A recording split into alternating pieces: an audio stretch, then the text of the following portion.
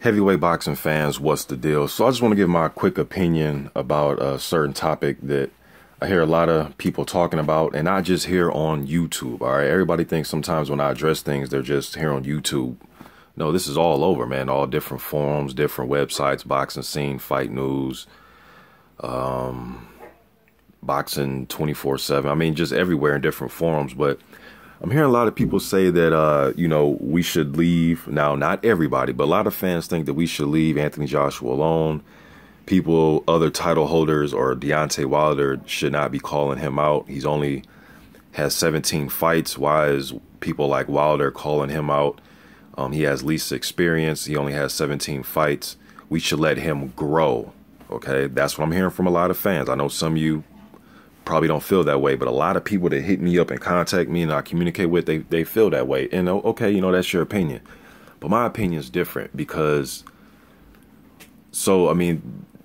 Joshua won a gold medal 2012. He's been a pro for what, going on 4 years now?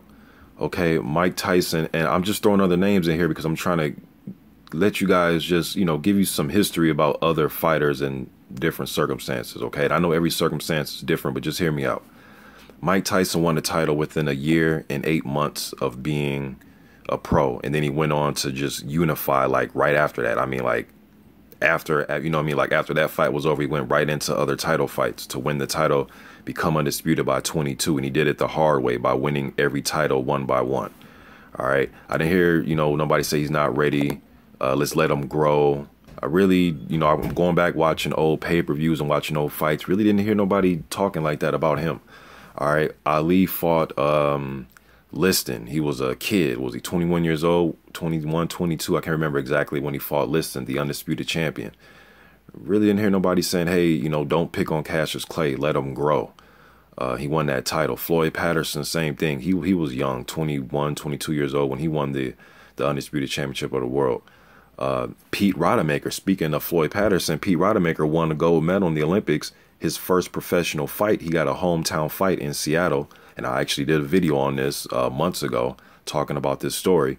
Pete Rodemaker fought for the undisputed championship, his first professional fight. And actually, if you go watch the fight, it's on YouTube, he hurt Patterson. He had Patterson down. He almost beat Patterson. Leon Spinks. We all know that story, right? Fought Floyd Mayweather. Not Floyd Mayweather. He fought Ali. I'm bringing up Floyd because Floyd has often said Ali let a guy with 7 fights beat him. That's why I said Floyd. But Leon Spinks was able to beat Ali, right? Now, I know some of you may argue, Ali was at the past his prime and the Alzheimer's was taking effect. And I understand Ali was a different fighter, but I'm just giving you guys some examples of guys who had less than 17 fights. You know what I mean? Even if you want to go nowadays with some of the smaller fighters like Lomachenko and Rigo. So when people call those guys out, are they picking on those guys? Because those guys don't have a lot of fights. Evander Holyfield, when he won the title against Qawi, how many fights did Holyfield have? 11? 12? After he won it, he went to unify cruiserweight. Nobody said let him grow and, don't pick on him and he's too young. So I don't get what you guys are saying because, Tyson, Floyd Patterson, Cassius Clay, Ali, these guys were 20, 21, 22 years old, man. Now, a guy like Lomo and Rigo, you can argue that those guys have, 400, 500 amateur fights, multiple gold medal winners and things like that. So you can say that they have the amateur pedigree to go along with it. Well, to me, now we're nitpicking. So if you do have not that many professional fights, but you have a gaudy amateur record, then it's okay to fight you. But I'm not getting it. Okay, well, Anthony Joshua, although he doesn't have a long, extensive 400, 500 fight amateur record, he still won a gold medal. I mean, that's as the top of the mountain you can get at the amateur level, right? The Olympic gold medal. You can't get no higher than that. So he achieved that. So, and my thing, and people say he still needs to grow. There's some things there that need to be fixed. He still has flaws. Dude, I can go through the whole top 10 and give you at least 1 or 2 flaws from every fighter. There's no flawless fighter out there, man. I don't know where that guy is. Like, who is that guy? Who is this flawless heavyweight that's out there? Like, who are these flawless heavyweights? Like, please tell me. Please tell me. And that's no knock on no heavyweight, but there's no perfect fighter out there, man. Everybody has something they can do better. Everybody has some bad habits. Some fighters are good enough to where they get away with those bad habits. And if you're a really great fighter, you get away with bad habits. But what more else do you want to see from Joshua? People say he's still a prospect. And I'm starting to think he is above prospect level, because guess why I think that? He's beat 4 prospects, all undefeated. Gary Cornish, Dillian White, Charles Martin, Dominic Brazil. Now, you can say Cornish wasn't that good, or you can say Martin wasn't. Okay, well, we didn't know. Well, before they fought him, they looked good, right? They were undefeated.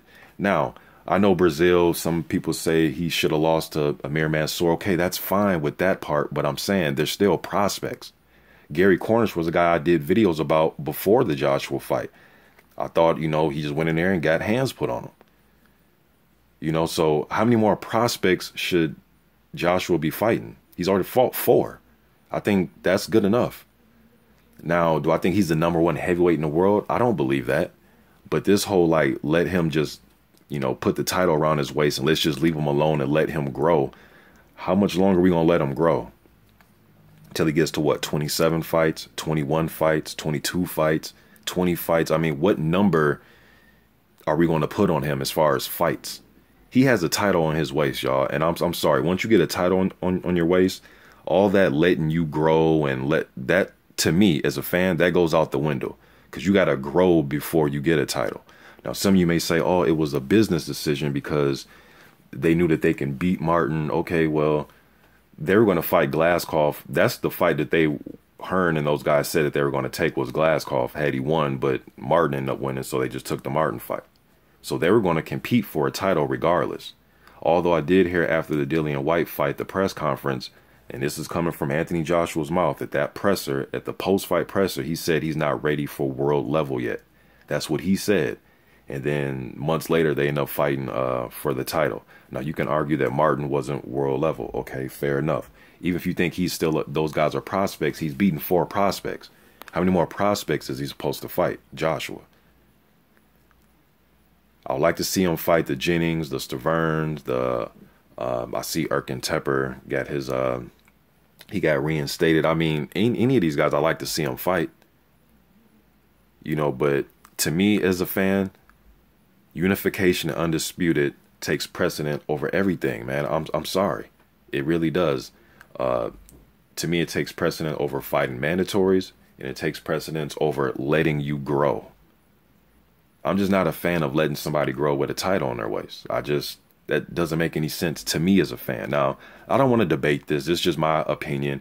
If you feel otherwise, cool. But once a guy gets a title, man, all that letting him grow, that has to go out the window. And how do we know that he's not ready? People say he needs to work on his defense. Like I said, there's a lot of guys that need to work on a lot of things. You know, so he needs, you know, now when I look at Anthony Joshua, I think there's, you know, I like to see him just be, you know, fight a little bit more fluid as far as moving back and moving laterally a little bit. And I'm nitpicking here with this, but like I said, I can go to every heavyweight and pick something out and say he needs to work on this. He's not ready. He needs to work on that. Now, I do believe that Joshua, he's going to get more fights as time goes. And even if he happens to lose his IBF strap, it's not like if he loses the strap, his career is over. You know, look at Chris Arreola. He's getting his 3rd try at a heavyweight title. He lost to Vitaly. He lost to Stavern. Now he's getting another shot at Deontay Wilder. So if Chris Arreola can get 3 shots at a title, I'm sure Anthony Joshua, if he loses his IBF strap, can get another shot. And if we keep doing this whole let the fighter grow, that IBF title is going to be held hostage by guys growing if we don't put an end to this, because Parker is Anthony Joshua's mandatory, right? So if Parker wins the title, he's 2 years younger than Anthony Joshua. I think they have around the same amount of fights. So if he beats Joshua, should we let him grow too? Because, hey, he's 2 years younger and he has around the same amount of fights, right? So should we let Joseph Parker grow? I'm not a fan of letting somebody grow with a title around their waist, man. I don't understand that. And it's just my opinion on it. You know, you guys have different opinions, But we have to stay consistent then. So then nobody should call out Lomachenko because he only has what, under 10 fights? He needs to grow. But I know the argument is going to be, but he has 400 amateur fights. It's like, we got to quit nitpicking here, man. You know, Mike Tyson won the title within a year and 8 months.